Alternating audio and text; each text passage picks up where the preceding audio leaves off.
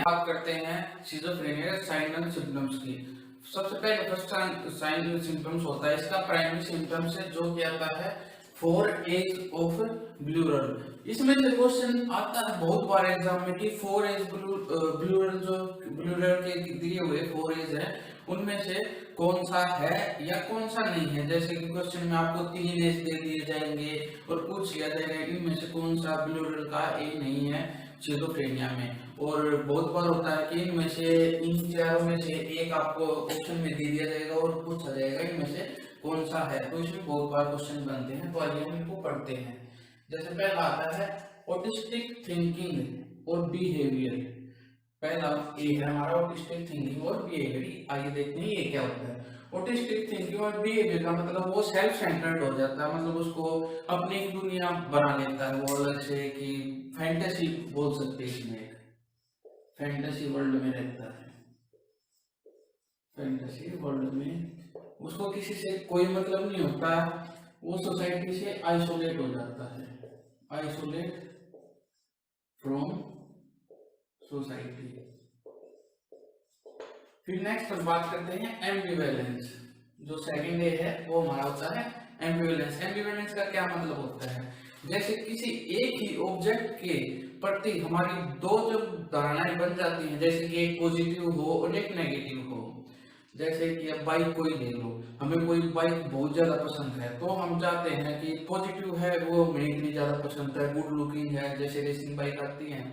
और फिर हम नेगेटिव बात करते हैं क्योंकि हम उसको अफोर्ड नहीं कर पाते, क्योंकि ये 2 लाख 5 लाख तक की बाइक होती हैं, तो हम उनके नेगेटिव करते होते हैं कि नहीं यार ये तो माइलेज नहीं देती, इतनी महंगी आती है और इनमें एक्सीडेंट होने के बहुत ज्यादा चांसेस हैं। तो वो होगा एम्बिवेलेंस।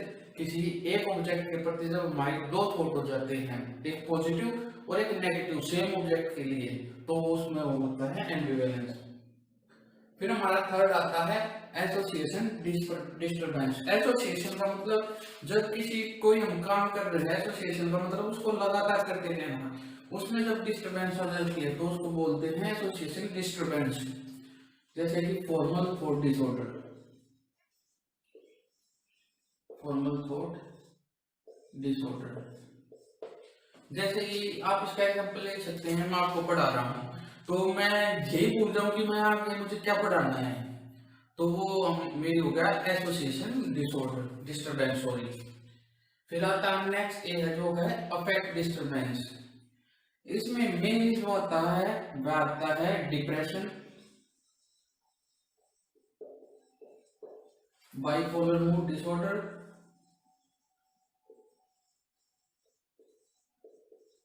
इसमें मेन आते हैं हमारे डिप्रेशन और bipolar mood disorder. Affect disturbance में मतलब कि हमारा मूड अफेक्ट हो रहा है जिसमें वो।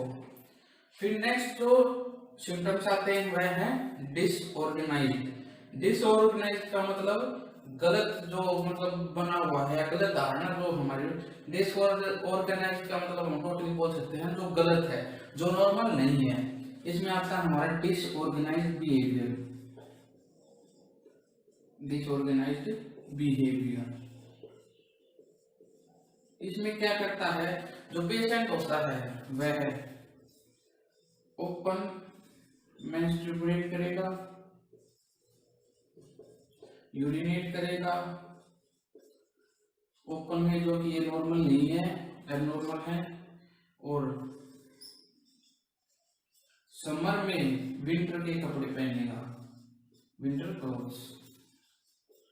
ये भी हमारा नॉर्मल नहीं है, क्योंकि गर्मियों में हम गर्मियों के कपड़े डालते हैं, लेकिन जो सिजोफ्रेनिया पेशेंट होगा वह गर्मियों में स्वेटर पहन के घूमेगा, या शर्ट के ऊपर टी शर्ट पहन लेगा, 3 4 पैंट इकट्ठी पहन लेगा। तो ये सिम्टम्स होते हैं हमारे डिसऑर्गेनाइज्ड सिम्टम्स।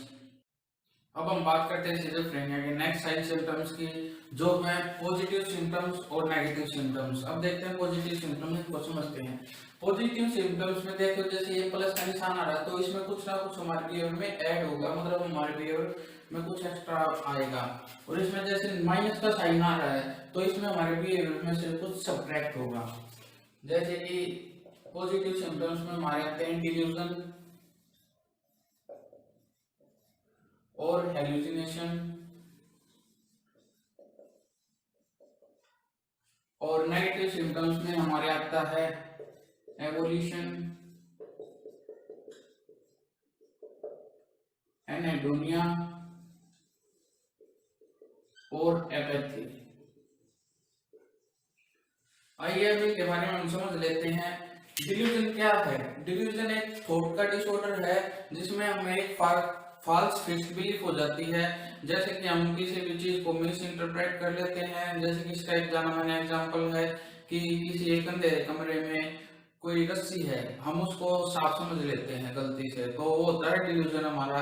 जैसे कि अब ये मार्कर है मेरे हाथ में, तो कोई इसको बोलेगा कि आपके हाथ में तो गन है, तो ये डिल्यूजन होगा और बोलेगा कि ये मार्कर को देख के बोलेगा कि आपके हाथ में गन है और आप मुझे मारना चाहते हो। ये है डिल्यूजन ऑफ परसिक्यूशन, मतलब कि कोई दूसरा जब हमें हार्म करने की कोशिश करता है या हमें ऐसा लगता है कि वो हमें नुकसान पहुंचाना चाहता है, तो वो होता है डिल्यूजन ऑफ परसिक्यूशन।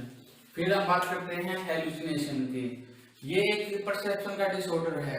इसमें क्या होता है, कोई भी स्टिमुलाई प्रेजेंट नहीं होता, लेकिन हमें कुछ ना कुछ दिखाई देता है या सुनाई देता है, फिर महसूस होता है कि यहाँ पे कुछ ना कुछ है, तो वो होता है हमारा हेलुसिनेशन। इसमें कोई भी स्टिमुलाई प्रेजेंट नहीं होता, तब भी हमें ऐसा लगता है कि यहाँ या तो कोई है या कोई हमें आवाज दे रहा है या हमारे हाथ पे कुछ चल रहा है या हमें किसी चीज का टेस्ट आ रहा है, जबकि हकीकत में ऐसा कुछ भी नहीं होता।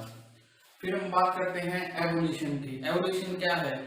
यह है लैक ऑफ मोटिवेशन। जो हम डेली रेगुलर जो कार्य करते हैं उनमें लैक ऑफ मोटिवेशन हो जाता है, उसको हम बोलते हैं एवोल्यूशन। फिर आता है हमारा एनेडोनिया।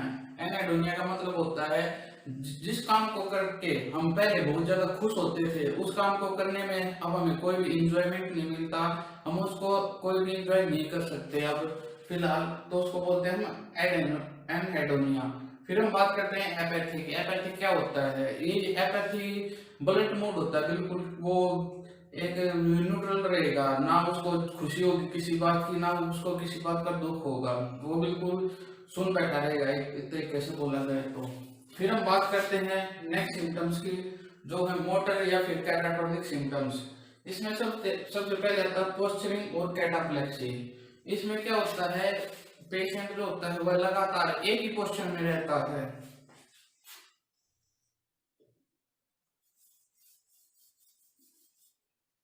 Maintain A posture for long time without any stimulation. मतलब कि इसमें पोस्चरिंग और कैटाप्लेक्सी में विदाउट स्टिमुलेशन, किसी भी स्टिमुलाई के ना मिलने पर भी पेशेंट एक ही पोस्चर में लगातार लंबे समय तक रहेगा। और नेक्स्ट हमारा आता है फ्लेक्सिबिलिटी। इसमें भी पेशेंट अपने पोस्चर को एक लंबे समय तक बना के रखेगा, लेकिन इसमें विद एनी स्टिमुलेशन मिलने के बाद ऐसा करेगा पेशेंट। जैसे हम उसका बीपी चेक करते तो उसको बोलते हैं अपना हाथ ऊपर करो, हमें कफ बांधना है, तो वो अपने हाथ को ऐसे ही रखेगा लंबे समय के लिए, तो वो होगा फ्लेक्सिबिलिटी। फिर आता है वर्बिजरेशन। वर्बिजरेशन क्या होता है? रिपीटिशन ऑफ सिंगल वर्ड और सेंटेंस। मतलब इसमें एक ही वर्ड को या एक ही सेंटेंस को बार बार रिपीट करता रहेगा पेशेंट वर्बिजरेशन में। जैसे कि हम उससे कुछ भी पूछेंगे, कितने भी क्वेश्चन करेंगे, लेकिन उसका आंसर हमेशा एक ही होगा।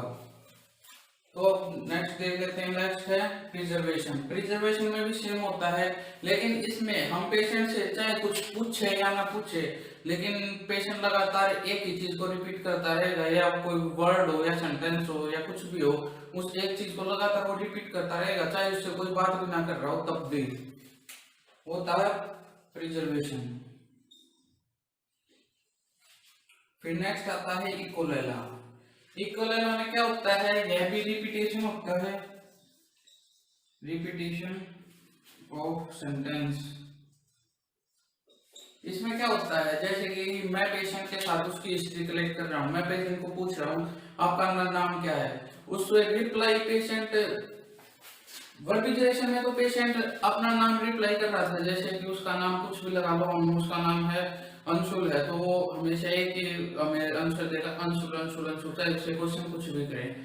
लेकिन इक्वल लेना में क्या होता है, जैसे मैं पेशेंट से पूछूंगा कि आपका क्या नाम है, तो पेशेंट रिप्लाई करेगा कि आपका क्या नाम है, मतलब जो भी मैं पेशेंट को बोलूंगा वो सेम टू सेम रिप्लाई करेगा उसको। और इकोप्रेक्सिया में क्या होता है, इसमें आता है मूवमेंट और एक्शन। जो भी मैं मूवमेंट करूंगा या कोई भी एक्शन करूंगा तो उसको patient same to same repeat करेगा। अब इसमें एक और चीज निकल के आती है, इकोप्रेक्सिया का मतलब होता है रिपीटेशन ऑफ मूवमेंट, मतलब कि मूवमेंट को कॉपी करना। और एक वर्ड आता है इकोमेनिया।